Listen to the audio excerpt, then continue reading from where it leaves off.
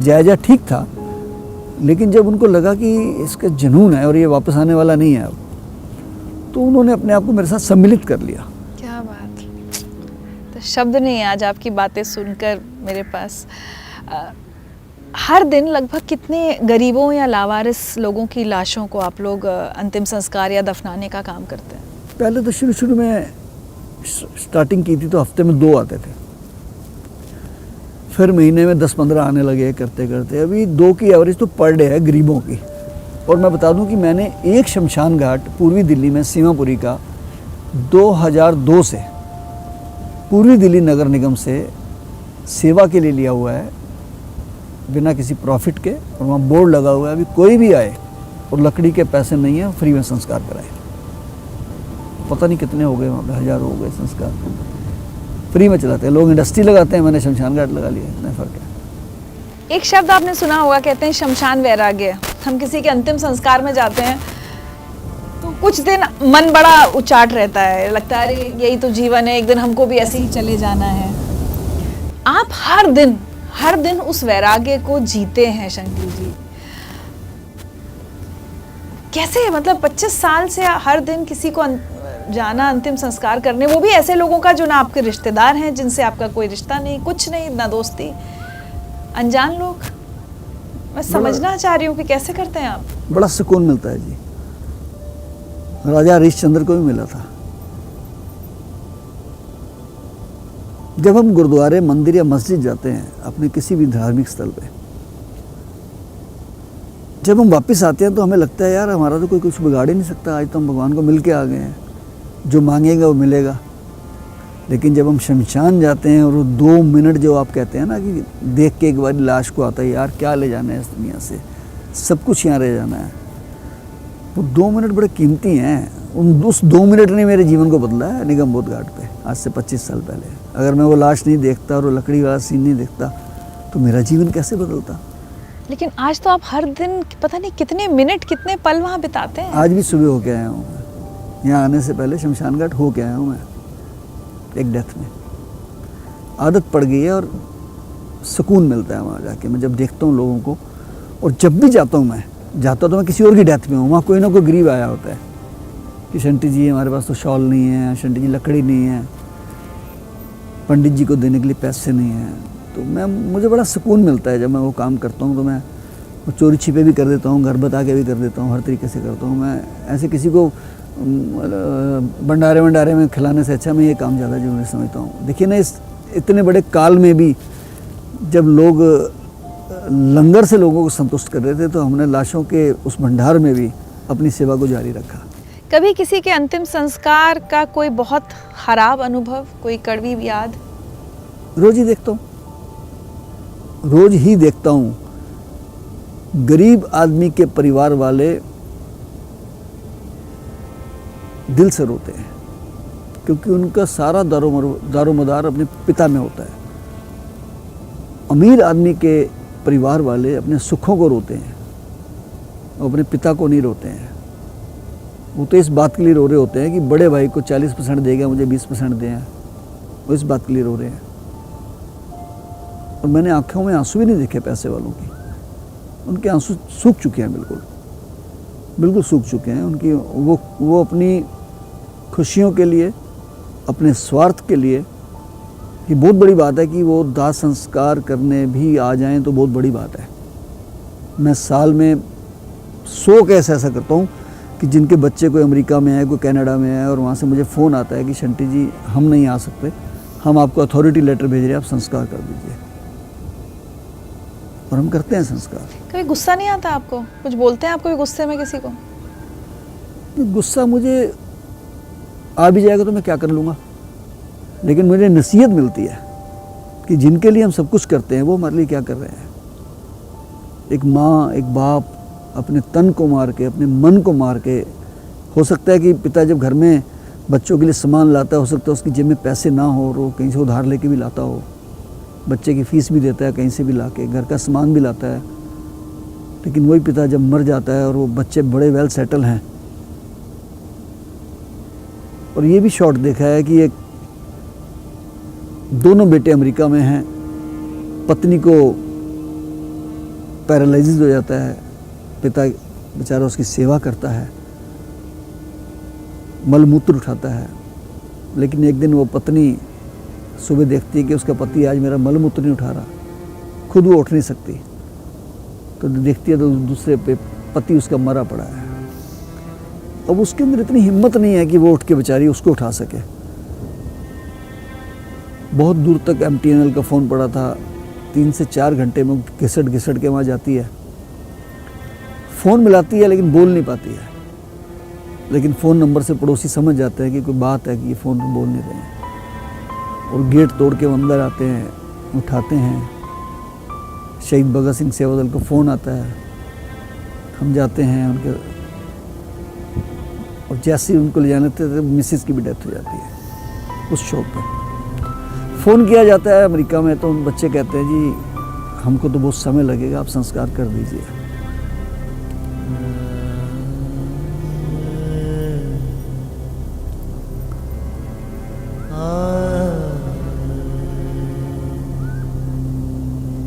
मतलब पूरे शहर के कंधे थे उनके पास, जिनको पैदा किया था वो कंधे नहीं थे। तभी लिखा ना गुरबानी में, जगत में झूठी देखी प्रीत। इसलिए ये बहुत कुछ देखा है जी मुझे, आंखों से देखा है, भूल नहीं पाता हूँ।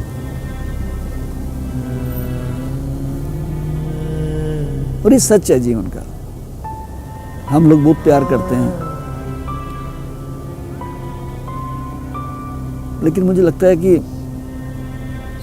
हम जिनको प्यार करते हैं वो बड़े होकर उस प्यार को भूल जाते हैं। उनको कुछ और दिखता है, उनके लिए प्यार से ज़्यादा चीज़ों की कीमत है। इसलिए मैंने तो अपने जीवन को बदल लिया है जी काफ़ी हद तक। मैं बड़ा सेटिस्फाई हूँ इस बात से कि जो हो रहा है अच्छा हो रहा है, जो होगा अच्छा होगा। किसी के ऊपर हम उम्मीद ही ना रखें, अपने आप को इतना प्रिपेयर कर दें। मेरे पास 10 फ़ोन ऐसे आते हैं कि शंटी जी मैं लिख के जा रहा हूँ कि मेरी डेथ हो जाए तो संस्कार मेरे बच्चे ना करें, आप करें। अच्छा। लिख के जाते हैं। उन्हें पता होता है कि नहीं करेगा कोई उनका? करेगा भी तो कहते नहीं, हम आपसे कराना चाहते हैं, कम से कम आप विधिवत तो कर दोगे, समय पे तो कर दोगे।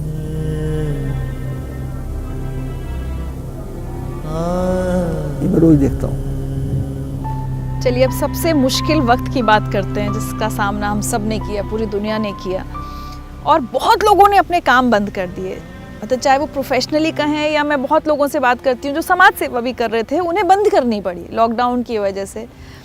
और उस बीच मुझे पता चला कि शंटी जी ने काम बंद नहीं किया, क्योंकि मौतें बढ़ रही थीं और लोगों के अंतिम संस्कार भी बढ़ रहे थे। ऐसे में आपके पास भी तो एक वजह थी कि आप घर बैठ जाते, काम बंद कर देते, और कोरोना फैल रहा था, आप अपनी जान हथेली पे रख के काम कर रहे थे। ऐसा क्यों? शुरुआत में तो हमने खाने पीने से काम शुरू किया, क्योंकि लॉकडाउन से पहले एक ऐसा माहौल बन गया था कि बाज़ार बंद हो रहे हैं, ये हुआ है। तो हमने जहाँ पे आइसोलेशन सेंटर बना था मंडोली जेल में, तो मैंने वहाँ सेवा शुरू की खाने पीने की, लंगर की।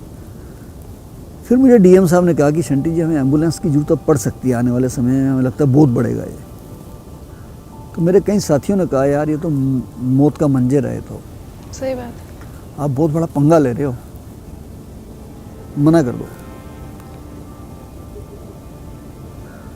मैंने कहा शहीद भगत सिंह को जुनून था, तो उन्होंने कहा था ना कि दम निकले इस देश की खातिर बस इतना अरमान है। उनकी माँ ने भी कहा था शादी करा दूंगी, तो उन्होंने कहा था कि दुल्हन तो ब्याह के लाऊंगा पर आज़ादी के रूप में। यार 25 साल से सेवा कर रहे हैं देश की हम, और आज इतनी बड़ा देश के ऊपर विपदा आई है, मानवता के ऊपर विपदा आई है, और हम अगर सेवा नहीं करते हैं तो हमें ये मुल्क कभी माफ़ नहीं करेगा, मानवता भी माफ़ नहीं करेगी, हमारे गुरु भी माफ़ नहीं करेंगे। भाई मैं तो सेवा करूँगा कुछ भी हो जाए। ड्राइवर्स को मैंने पूरा पक्का कर दिया, मजबूत कर दिया। मैंने कहा जिसको छुट्टी लेनी है ले सकता है, मैं ये काम करूँगा। तो पहले हमने एम्बुलेंसेस लगाई, फिर डेथ का रेशो बढ़ना शुरू हुआ। शुरू में हमारे ड्राइवर घबरा रहे थे, फिर मैंने पीपी किट खुद पहन के लग गया मैं, और वो करते करते इतना काम बढ़ गया जी कि जब हमने 200 डेड बॉडी के करीब उठा ली, तो तो मुझे मेरे बेटे दोनों जोजीत सिंह, मनीष पाल, मेरी मिसिज़ मंजीत एंड मेरे स्टाफ को सबको कोरोना हो गया। तब मुझे बहुत लोगों के फ़ोन आए कि अरे शंटी जी बड़ा अफसोस हुआ है। मैंने कहा जी अफसोस उनको होता है जिन्होंने घर में बैठे कुछ नहीं किया और कोरोना हो जाए, उनको तो अफसोस होना चाहिए। मुझे तो कोई अफसोस नहीं है, तो काम कर रहा था। हम काम कर रहे थे और हमें होना ही था। हम तो डेली मोर्चरी में जा रहे हैं, डेली शमशान घाट में जा रहे हैं, हॉस्पिटल में जा रहे हैं, तो हमें तो कोई अफसोस नहीं किसी प्रकार का।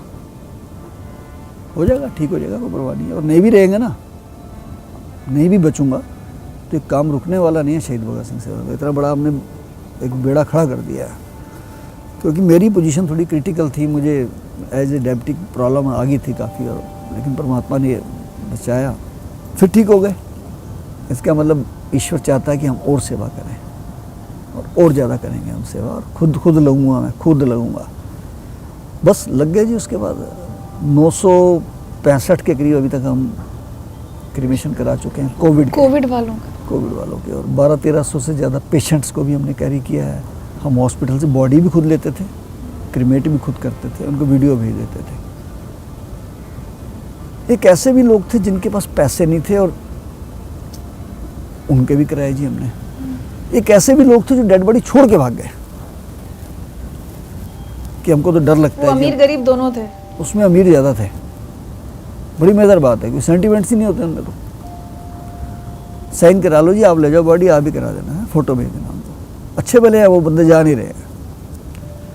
तो ये 4-5 किस्म के संस्कार हमने कराए। और अभी तो जो मैंने 20 दिन पहले एक हादसा देखा, मेरे को झचकोर दिया उसने। पता है, एक 37-38 वर्ष के व्यक्ति कोरोना हो जाता है और वो कोरोना से ठीक हो जाते हैं। 3-4 दिन के बाद उनको हार्ट अटैक टाइप होता है, क्लॉट्स आते हैं, और उनको हॉस्पिटल लेके जाते हैं, उनकी डेथ हो जाती है। जिस जगह वो रहते हैं बिल्डिंग्स है, पूरी रो आमने सामने हैं, 1000 बंदे इधर रहते होंगे, 1000 इधर रहते होंगे। मुझे किसी का फ़ोन आया जी ऐसे ऐसे उनकी डेथ होगी और लाश घर पे आ गई है, उनका संस्कार कराने वाला कोई नहीं है। तो मैं समझ गया सारा हादसा कि मैं अपने वॉरियर अपने साथ रखता हूँ, 4 वॉरियर हमेशा संस्कार कराने के लिए। पीपी किट वगैरह पहन के हम पूरे एक्यूप्ड होके जाते हैं।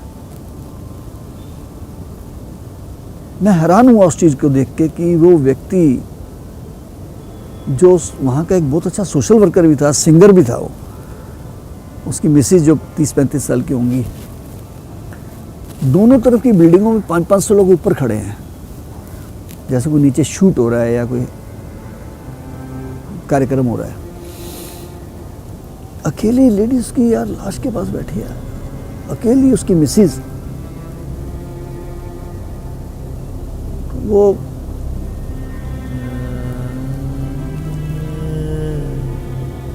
अजीब बात है, सब छोड़। लेकिन उस बच्ची की हिम्मत देखो, उसने संस्कार खुद कराया। कहती मैंने कहा जी मैं करूँगा। कहती नहीं भैया, रिचुअल्स तो मैं ही करूँगी, आप मुझे बताते रहना बस। तो ये राष्ट्रीय राजधानी दिल्ली में ही हाल हुआ है, तो बाकी जगह क्या हाल होगा, आप सोचिए इस बात को। इसने बहुत कुछ सिखाया हमें, इस कोरोना काल ने बहुत कुछ सिखाया। अच्छा एक बात बताइए, जब इस तरह का काम करते हैं जिसमें हर दिन इतनी मुश्किलें भी हैं, सब कुछ है, ठीक है, सुकून मिलता है, लेकिन तकलीफ़ें भी बहुत आती हैं। कई बार लगता है कि अरे क्यों कर रहे हैं, मतलब किसके लिए करना है। और ख़ासकर जब आपको इस काम की वजह से खुद को कोरोना हो गया, तब भी क्या एक बार भी ख्याल नहीं आया कि अरे शंटी क्या कर रहे हो तुम? देखिए हम लोग ना जिस कम्युनिटी से हैं, हमारी कम्युनिटी बड़ी सेंटिमेंटल है, तो मेरा भी जज्बा कुछ ऐसा कहता है कि कुछ तो यार ऐसा करके जाएं। और एक ही दिल के अंदर मिशन रहता है कि अपने लिए जिए तो क्या जिए, तू जिए दिल ज़माने के लिए। बड़ा मज़ा आता है जी, अपने लिए तो पंछी भी करता है, पशु भी करता है, अपना काम सब कर लेते हैं, लेकिन जब किसी के लिए कुछ करते हैं ना, और वो जो 1 मिनट की शांति है ना, बड़ी ज़बरदस्त शांति है, ये सुकून बड़ा ज़बरदस्त है जी। उसका मुकाबला आप नहीं कर सकते, किसी दुनिया की किसी चीज़ से नहीं कर सकते। आपने अपने एक साथी को खोया, आपके परिवार को तो सबको कोरोना हुआ, लेकिन इस कोरोना ने आपके भी एक साथी की जान ली। उसके बाद क्या सेवा दल के लोग डरे कि क्यों कर रहे हैं, हम इसको बंद कर देते हैं? आपको कुछ लोगों ने समझाया तो होगा ही? नहीं, मेरे देखिए फ़र्क तो पड़ता है। मेरी एक सिस्टर इन लॉ, एक ब्रदर इन लॉ, वो भी कोविड में गए, मेरा ये एक ड्राइवर गया है इसमें। तो मुझे ड्राइवर्स को ये समझाना पड़ा, बाकी ड्राइवर्स को, कि देखिए वैसे चले जाओगे तो कोई नहीं पूछेगा, सेवा करते हुए जाओगे तो दुनिया याद रखेगी, देश याद रखेगा। कोरोना काल में शंटी जी ने सबसे पहले डेड बॉडी को सबसे पहले उन्होंने अपने हाथों से उठाया। उसके बाद हम सारा स्टाफ जो यहाँ 8-10 आदमी का स्टाफ है, ड्राइवर और वो काम करते हैं, सब डर गए और सब मतलब कि अपने अपने घर जाने के लिए कहने लगे, छुट्टी की कहने लगे, काम छोड़ने की कहने लगे। उसी कोरोना काल में हमारा एक ड्राइवर, हमारा एक मेंबर, हमारा एक सदस्य, हमारा एक भाई हमारे बीच से चला गया, कोरोना की भेंट चढ़ गया। हमसे लोग दूर जाने लगे, हम किट पहन के जा रहे हैं तो हमें कोई मतलब कि ऐसा कर रहे कि जो अछूत हो या कोई गलत काम करके आया हो। जब कोरोना काल एकदम आया, एकदम हम उनसे तो हम डरे ही नहीं पहले जो कर रहे थे काम, अब एकदम छोड़ के हम घबरा गए बहुत ज़्यादा कि ये तो जान ही ले लेगा, क्योंकि लोगों ने जिसने भी सबने डराना सोचा। संटी हम तो भाग चले गए थे छोड़ के, तो संटी जी ने कहा बेटा कोई अभी इतने साल से जब मेहनत कर रहे हैं तो अब एक देश के ऊपर इतना बड़ा काल आया है, अगर आप सेवा कर रहे हैं तो आप पीछे क्यों हट रहे हैं, मैं हूँ ना आपके साथ। कब तक कर पाएंगे सारा काम, क्योंकि सब में फिजिकल मेहनत भी बहुत है, मेंटल, हर तरह से आप पूरा एग्जॉस्ट हो जाते होंगे, कब तक कर पाएंगे? भाई इससे ज़्यादा मेहनत तो हो नहीं सकती जो कोविड में हुई है। ये दौर परमात्मा करे आए भी ना कभी। और एक बात बता दूं मैं आपको, खाली बैठे हुए इंसान जल्दी मर जाते हैं। आप सेवा करते रहिए, अपने आप को आप जवान ही समझेंगे, रहती जवान है, और काम करने की शक्ति बढ़ती रहती है, कभी कम नहीं होती है। स्पिरिट, ताकत दिल से होती है। मैंने कहा ना, पंखों से उड़ान नहीं होती, हौसलों से होती है, और हौसले हैं हमारे पास। और हम जब भी निकलते हैं सुबह यही प्रार्थना करते हैं कि देश शिवा बरमोए है शुभ कर्मन ते कबहो न टरो और सो जब जाए लरो, निश्चय कर अपनी जीत करो। शाम को वापस आए तो कुछ करके आए हम आज। वो कहते हैं ना कि किसी की मुस्कुराहटों पे हो निसार, किसी का दर्द मिल सके तो ले उधार, किसी के वास्ते हो तेरे दिल में प्यार, जीना इसी का नाम है। बड़ा मजा आता है जी। तो जीवन की आखिरी सांस तक ये सेवा करते रहेंगे शंटी जी? देखिए, जीवन तो ऊपर वाले के हाथ में है, पता नहीं न जाने किस घड़ी में ज़िंदगी की शाम हो जाए। और इस कोरोना काल में तो मुझे वो एक वक्त फिल्म आई थी, उसका गीत जो था, वक्त की हर शय गुलाम, उसका एक अंतरा बड़ा अच्छा है कि आदमी को चाहिए वक्त से डर के रहे, कौन जाने किस घड़ी वक्त का बदले मिजाज। मिजाज ही तो बदला है वक्त का। बड़े से बड़ा और छोटे से छोटा व्यक्ति घर में बैठा हुआ है, और कोरोना ने किसी को बख्शा नहीं है। तो बजाय इसके कि किसी हादसे में हम चले जाएं, तो सेवा करते करते क्यों ना जाएं। अपने याद रखें ना रखें, दुनिया तो याद रखे, किसी कहीं तो कभी तो किसी निशान को लोग याद रखेंगे। नहीं, मुझे ये तो यकीन है कि आपको अपने भी और दुनिया भी हर कोई याद रखेगा, और खासकर वो लोग जिनकी आपने जान बचाई है या जिनके किसी अपने का आपने संस्कार किया। और ये संख्या इतनी बड़ी है, बहुत बड़ी है, कि आप तो मुझे लगता है अब अपनों के नहीं, आप तो दुनिया के हो चुके हैं अब तक। बहुत अच्छा लगा आपसे मिलके शंटी जी, और कुछ तोहफे हैं हमारी तरफ से आपके लिए as a token of appreciation. इतना बड़ा तोहफा दे दिया आपने। सुख में तेरे साथ चलेंगे, दुख में सब मुख मोड़ेंगे, दुनिया वाले तेरे बनकर तेरा ही दिल तोड़ेंगे, देते हैं भगवान को धोखा, इंसान को क्या छोड़ेंगे, कसमें वादे प्यार वफा सब बातें हैं बातों का क्या, कोई किसी का नहीं है झूठे, नाते हैं नातों का क्या।